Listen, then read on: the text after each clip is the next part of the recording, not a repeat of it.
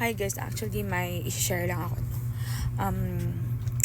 Actually kapanood ko lang ng live ni Seek Jesus, and then yun nga na-mention niya yung about nung nakagat siya ng aso and then hindi siya napa-inject. So nakita ko naman na sobrang lalim na niya ng faith niya kay Lord.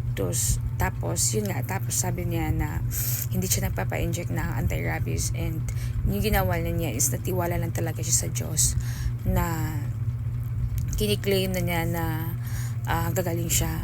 At yun nga, miraculously, walang nangyari sa kanya. So, and yun nga, nag-comment ako dun sa live niya. Sabi ko na, may doubt ka ba minsan? Sabi niya, wala nga, sinurrender niya lahat talaga.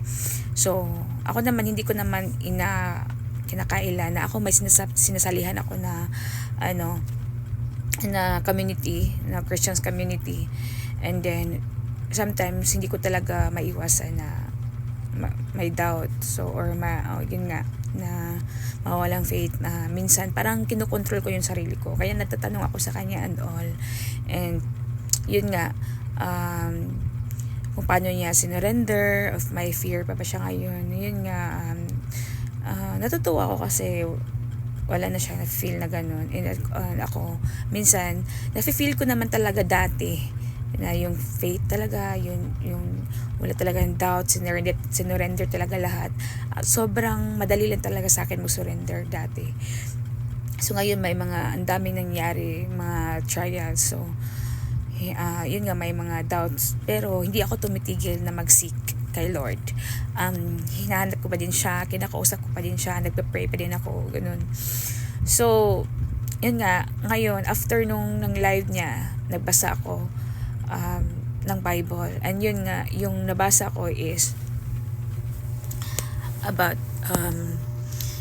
yung the faith of a centurion. I don't know if yun ba ang insaktong pag-pronounce, the faith of a centurion.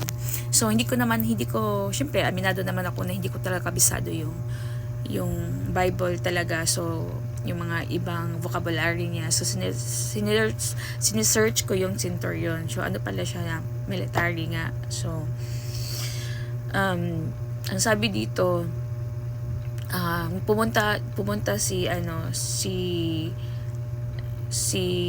Lord doon si Jesus doon sa Capernaum. I don't know how to pronounce, I don't know the correct pronunciation.